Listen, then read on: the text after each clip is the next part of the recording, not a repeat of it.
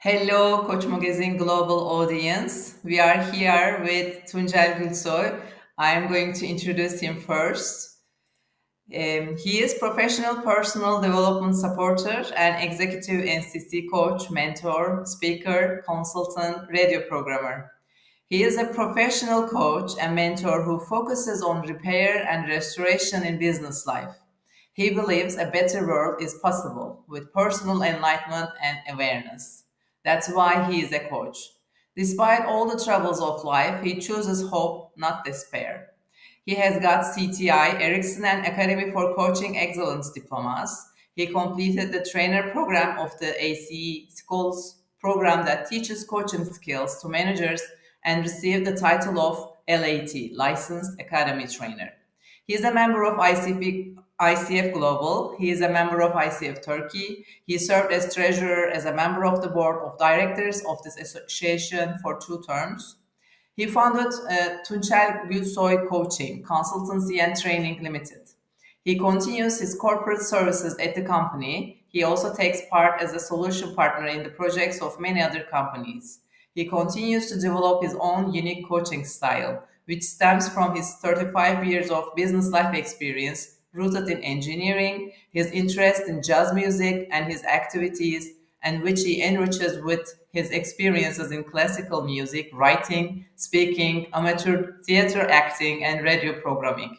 He currently provides training on coaching skills for managers, sales coaching, mentoring and menteeship, leadership lessons from jazz music, what innovative organizations can learn from jazz music, looking at companies from a jazz orchestra perspective. Welcome to Tunjel. How are you today? Well, I'm thrilled. I'm very, very well. I'm just trying to figure out, is that all me? When somebody else is reading it, it looks very interesting. Yes, thank you. I'm fine. The weather in Turkey today is not like yesterday, which was heavy rain and thunderstorm. Today it's cold, but it's nice to be in a green area of Istanbul, and I am full of energy. So I am very happy that tonight we are sharing the same screen. Thank you for inviting me. Yes, thank you for coming. Before I start asking my questions, I would like to encourage our audience to take, their notebooks to take notes from this connoisseur, from this coaching expertise with 35 years experience in business and then 15 plus years in coaching. I'm sure you'll share a lot of things that we would like to take notes. And also, please subscribe to our YouTube channel for further guests and for further podcast programs. Your support is very valuable for us. So I'm asking my first question, of course, with all of my guests. Would you please share your story about how you stepped into coaching from business world? Well, that reminds me of a story from an Armenian jazz musician who was playing duduk. And I was asking him, he was a jazz musician, a classical musician. He was cooperating with some Turkish jazz musicians here. And he was a very nice person. And I asked him, in Armenia, in Yerevan, I know that there's a very beautiful conservatoire. And how come that out of all these instruments, you have chosen this little tiny thing, duduk? But it has a very mystical sound. And then that Armenian musician told me, he said, do you know how the sound, where the sound comes from? I said, yeah, you just blow it and it comes from here. He said, no, the sound comes from the creator, the God. There are different names for it. But I said, it is his sound and we are just whistling it. I mean, it is his sound. So, and he said, we don't choose. That instrument chose me. So I believe that that is also my story. And coaching has chosen me. Even when I was a kid, I was very inclined to this kind of things because I was not a very sporty person, but I was trying to become a mentor for the football players because I was not able to play, although I knew what should be done, but my body wouldn't be answering it. So I think somehow when I was ready, something has happened, and just by coincidence, I met an old friend of mine who we had worked together. She said that, "Do you know anything about coaching?" I said, "Yeah, I heard something." She said, "We are introducing a program in Turkey that was CTI, Coaches Training Institute. And next week we have a demo. Come and join us." I have joined it, and it has been 16 years plus, and I'm still in the job or in the mood for coaching. So that's how it started, by coincidence. But spiritually, I was very ready for it because I had a very long business life, and that business life was. I've spent lots of time in different countries as export manager, area manager, sales manager.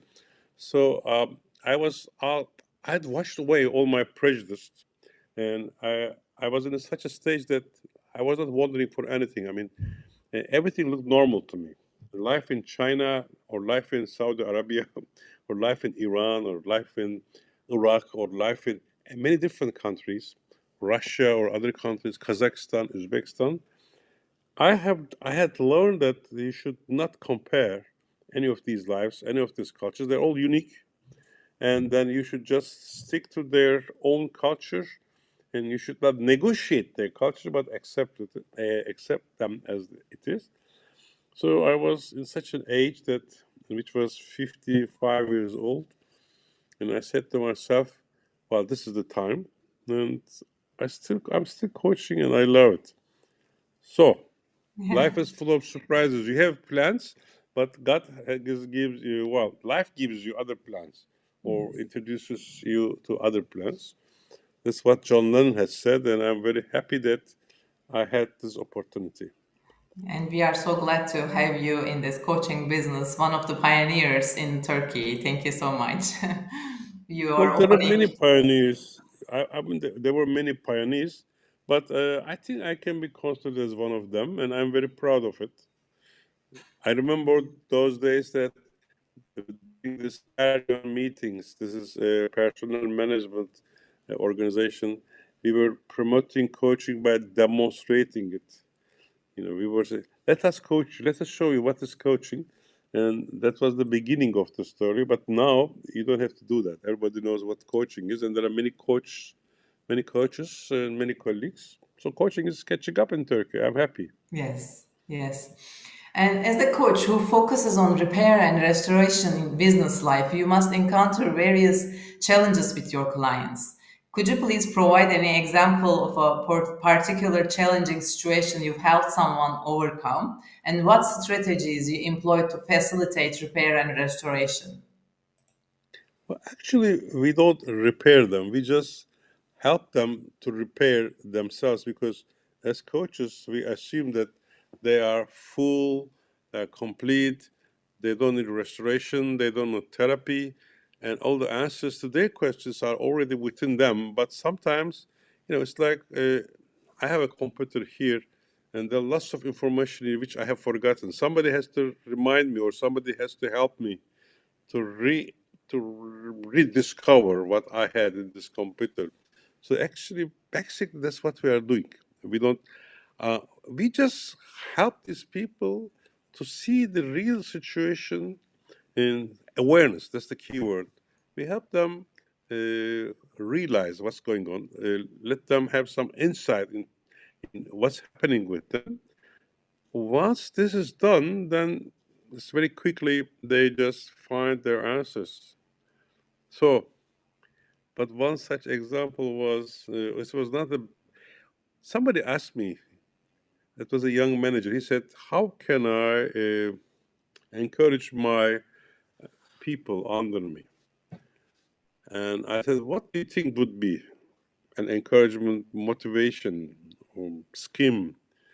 He said, "Probably if I had given them more money, then it would be better. I mean, they would be more motivated." I said, "Why do you ask this question to me? Why don't you ask this to the people whom you want to encourage, motivate?" He said, "But," I said, go and just, who is there?" He showed me a place full of people. I said, "Who's reporting to you? Just show me one person." He showed me one person. I said, "Go to him and ask." He said, "But you are here." I said, "Okay, I'm okay. I have an iPad and I have so many emails to answer. I'm fine. Go ahead." but take notes. And then in 5 minutes he came back and he was puzzled. He said, I said, what happened? He said, I was surprised. Why? Because he said, that guy told me that he wants to be heard. He wants to be a part of a winning organization. He wants respect. But actually, they also wanted money. I mean, they also wanted money, but money was not the number one agenda. The number one agenda was feeling important, feeling care, being a part of a valuable, contributing member of a big, successful organization. And I said, so now you know it. What else will you do? And he said, I will talk with them more frequently from now on. We had never discussed this again because I think that was it. That was an insight. He thought it was about money. Of course, money is very important in our lives. However, it's not only money, and self-respect and being heard is much more important than uh, earning money. Yes, that's a very inspiring example. Thank you so much. Your philosophy emphasizes choosing hope over despair despite life's challenges. How do you guide individuals in maintaining a hopeful outlook, especially in times of adversity? And how does this impact personal development? Well, actually, I had a friend who was a general manager of a large Turkish bank, and once I invited him to a radio program, and we are still friends. We talk to each other. A very nice gentleman. I can't give his name because I didn't ask for his permission. He's a very well-known person. And in that radio program, it's my radio program, I asked him, we were discussing playing music about business life. I said, how come you are so optimist? He said, I have spoken to an American friend, and he told me that there are only two choices. You can be an optimist or a pessimist. If you are a pessimist, the game is over. You don't have energy or ability or imagination to do anything. But if you can keep hope in your heart, at least you will try. And God knows, I mean, there is a chance if you try to do something, there's a chance that the things will be better. That's the one thing that I keep for myself. Be hopeful, always positive. I remember my father has shown me General Foch, a monument in Paris from Eiffel Tower. I remember his words. He said, this is the man who said, I have never lost my hopes. The same is true for the founder of Turkey. Atatürk, he had said that there are no desperate situations, there are only desperate people. So, I always try to keep the hope part up. And I also, not only for spiritual reasons, but I also look around me and I meet many different people, and most of them are none of my age. They're much younger.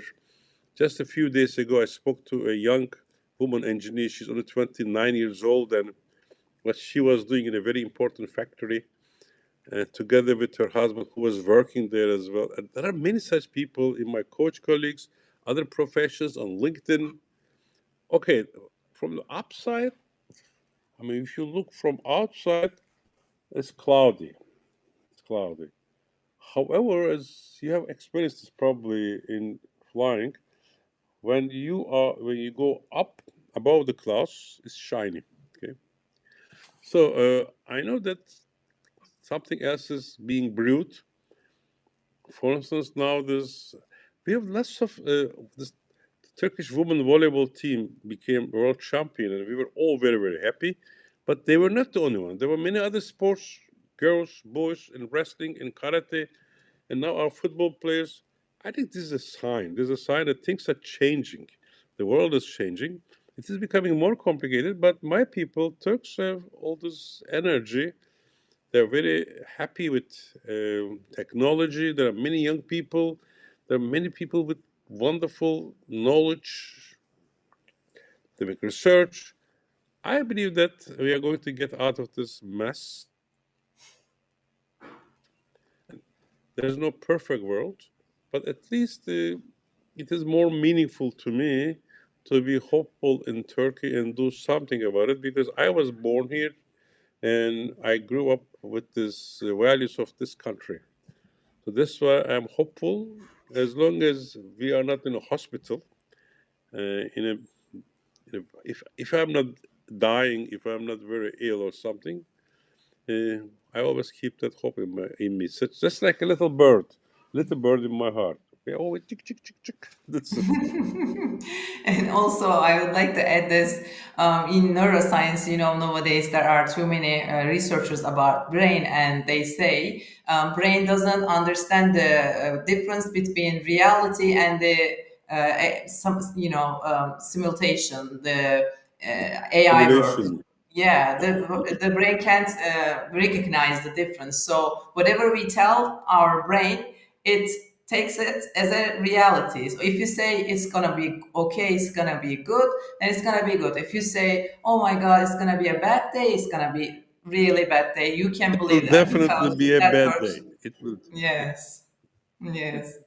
Thank you so much. My next question. Your We talked about this. Yes, it's fascinating how you draw parallels between coaching and jazz music. How do your experiences in jazz music contribute to your coaching style? And are there any specific aspects of jazz that you find particularly resonant in the realm of personal and professional development? Well, but first of all, I'm very much into music in general. But then, I started with classical music, rock music, pop music. But then, once I discovered jazz, then it's like, jazz is this is my better side. But I also love all kinds of music.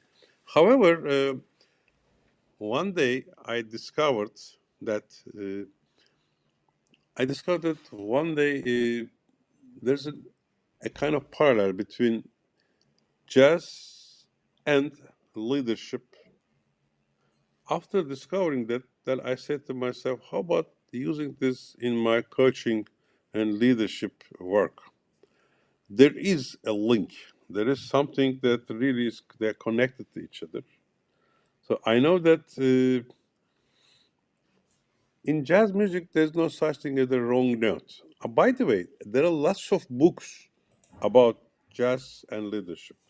There are lots of them. There are lots of master musicians. In fact, I'm also making a program about different jazz musicians and 9 different leadership styles. But I'm not the only one. There are many people. There are many literature about it. So, but what I do is that because I love jazz so much and I love coaching so much, I try to develop some parallel lines also for leadership. And I came to the point that jazz fits my coaching style because I like this free style, which is not bound by any particular coaching school, and very much improvised and very much on the spot, very much being there, and very much feeling and acting according to instincts, really freeing up your mind. What did I use? Which style was that? It's just very spontaneous. So that's what I love about jazz, and that's what I learned how I applied jazz understanding into coaching. I also made a speech in ICF regarding what can coaches learn from jazz musicians. Number one is first of all they always try jazz musicians. They talk to each other. They listen to each other, which is unlike what the coaching schools do. What coaching schools are like silos. They work in their own environment. They talk to each other, but not in the real sense, not in the open way. But in jazz, it's a much better shared world, and jazz musicians talk to each other, learn from each other, and they share their knowledge very liberally. Yes, thank you so much. And there is one more curiosity out of this jazz type of things. I have another question about this. You offer training on what innovative organizations can learn from jazz music. Could you elaborate Yeah. on some specific insights or practices from jazz music that you believe can drive innovation within organizations and share any Yes. success stories? Well, first of all, in jazz music, the leadership in jazz music is not. It is always shared. I mean, you can be the leader of a jazz group, but when it comes to playing, you share the leadership. So the leaders are not really under continuous stress. They share. Somebody else carries the weight. So they just transfer to each other. So they are equal on the stage. And in fact, most jazz musicians, whether no matter who composes the music or who is the leader of the group or the band, and while they are playing it, they reinvent it, they recompose that music with their own personal contributions. So this is one thing. Second, in jazz music, when we say there is a mistake for jazz musicians, it's not a mistake. It's an opportunity for growth. Oh, it's a new door. It's a new horizon. It's a new view. And so let's grab it. Let's go from it. So the on the stage for jazz musicians is always a challenge. They're looking for what's going on, what's changing, and they listen to each other, which is something we should all learn for our own business lives. That's why I have created a program where I have 6 real great jazz musicians behind me, a small band, 6 persons, and in front of them, I talk about jazz, give examples. We talk. It's a very interesting program because it is very interactive. Everyone can ask any question to anybody, including me and the band, and vice versa. So I'm not the leader. I'm just what I say moderator in a way. And then we play we play a certain music in the second part, which is Üsküdar. And after that, we played in a jazz mood or jazz arrangement. And then we said, now look at this orchestra. So you imagine your company. So which instrument do you think will fit into, or which instrument will be which department? We start a discussion, a very heavy discussion, and then we start playing the music again. And every time we make it worse and worse. People don't listen to each other. People play loud or slow or high or up. And gradually, we make a mess out of the music. And as we asked people, well, if you don't care about your friends, if you don't listen to each other, if you're just an egoist, so this is what happens. So do you want this music? Or then we go back to the original beautiful music which we had arranged, and then where everyone can improvise and express themselves, or do you want this? So this is a very important, interesting metaphor, jazz orchestra, about the company. So this we have developed this for Koç University Executive MBA program. It was very successfully executed many times. It is very beautiful reviews. However, after this pandemic, at that year in the year 2020, yeah, and we had about 1st of January we had 4 orders, but after the pandemic in March, everyone went home, and now we are preparing to recreate it. I've spoken to my orchestra, and we are looking for opportunities. It's We are a now asking people. Yeah, it's a beautiful illustration to make executives to understand if you want a cacophony or a harmony with music. Yes, it is very nice, and it's But you know but but going we to also we also emphasize that in the orchestra, everyone is given a chance to express their thoughts, their mastery, their ideas. So they play together, but there are sections where they improvise freely while their friends are supporting them. So everybody is heard. Nobody is left out. And there's a big electricity, energy on the stage, and they all listen to each other and they create something. I mean, there it is 1 plus 1 plus, so it's 6 persons, but there that 6 persons, their energy, that makes it 60 persons. They multiply, and so I think jazz is great. Coaching is great. I'm very lucky that I have both worlds. Yes, yes, you combined it together. And, as brain cannot distinguish the reality with the imagination, it also can't understand the abstract things. So when you put this into, five senses, hearing, uh, sensing, all this kind of stuff, it makes it much more easier to understand for the brain also. But there is something I would like to add. Music is important because music brings people together. It is the art. It's an art which is appreciated by almost everybody. And there is a story in one of the music books. It says that they have made an experiment. They have taken a very abstract classical music piece and they have asked some people from a country, a Western European country, where this music is very common, and they just get some probes or whatever they put in their heads, and they measure what part of brain is affected by this music. But they have this culture, they have listened to it before, so it is a part of their culture. But then they take this music to, let's say, a place like Australia where aborigines are, or some people like aborigines who have never heard it, who have no connection, no cultural connection, nothing. They have never heard this music in their life. And when they listen, they do the same experiment, and the same parts of the brain are affected, whether they know the music beforehand, whether they have the culture or not. So music is something that can transit, what's the English word for it, but transcends beyond words, feelings. Music delivers something that energy. Music is the best communication way. I wish that all these wars in this world, now we have lots of them, and I'm very sorry what's happening, but I wish that the musicians could play together. Uh, I wish that if musicians could have played together, probably the wars would be over very soon. Yeah, hopefully. Let's hear all these musicians in their own context and come together, make peace for whole world, inshallah.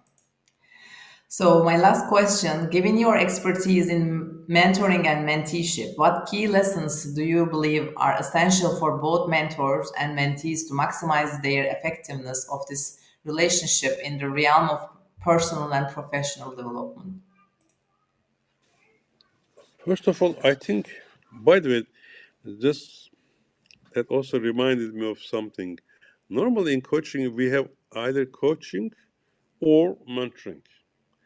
But a friend of mine, I mean, whom I was coaching in a professional way, and I asked him, "What are we going to talk about today in coaching?" He said, "No. I'm in desperate need. I need mentoring today." Well, normally we should be writing do this or that, or sometimes some mentoring in between, but it should be coaching. It's a rule. And then I said to him, okay, let's do it this way. Let me mentor you, let me coach you or mentor you first. And then when it is complete and over, then let's switch to the other one. So we started with coaching. And we came to a point. He said, let's talk about this and that. So we talked about it. I coached him. It was a very beautiful result. He had this insight. His views have changed. And then, okay, now I'm closing this door, and now let's go back to the other room, which is mentoring. The same topic, and let's do it together. This time you'll be my coach. This time we mentee. So what happened was that is his words, which was also very influential on me. He said, "It is like looking. It is like looking at a situation with both eyes. Your right eye and your left eye don't see the same thing, but when they overlap, the sides overlap in your brain, then you see the world as a three-dimensional way." So this coaching plus mentoring, but separately, gave me even a broader vision. So I think it's important that I hope that some people will try this. That's one thing. Second thing, Our main difficulty with the mentees is, I'm talking about the voluntary work, because ICF Turkey makes a lot of volunteer projects, also other coaching associations. So whenever a mentee or coach is needed, I always try to be a part of it. But in mentorship and also in coaching, the problem is many people don't understand what is a coach or what's a mentor, and they are not very well disciplined. And because, because it's not something that they pay, it's given to them, and they don't come, or they don't come with topics, they don't come with questions, and we have to be after them running, which is a little bit heartbreaking. I also tried something else in mentoring and coaching, both using music, because um, we were mentoring and coaching a blind musician, and I didn't know how to approach him, and then it just occurred to me. I said, "This is a musician. He's not very good with words. Probably he will be better with his instrument." Then that was a young boy, 22-year-old from Black Sea region, and he was living together with his mother. He was playing violin. I don't remember the name, but let's say Hussein. I said, Hussein, go ahead. What do you want that we talk today about? What do we talk about? And I said, before answering me, take your violin and play something. It can be a piece that you know, or a piece that doesn't mean anything, just weird sounds, or a piece that you're composing yourself, whatever. That really worked. Music has become an interesting bridge in both mentoring and coaching, which I want to develop now. So, the most important thing is that both in coaching and mentoring, there were many people with whom I was very successful, but there were also people with whom I have failed. And I realized that, first of all, there's this chemistry talk. Sometimes we don't fit into each other somehow. It's like woman and man relation, and you don't understand why this man loves this woman or vice versa. However, if a person really needs something, a change in his life, something different, something better, and if he's in dire needs, then I have always been able to help them as a coach or a mentor.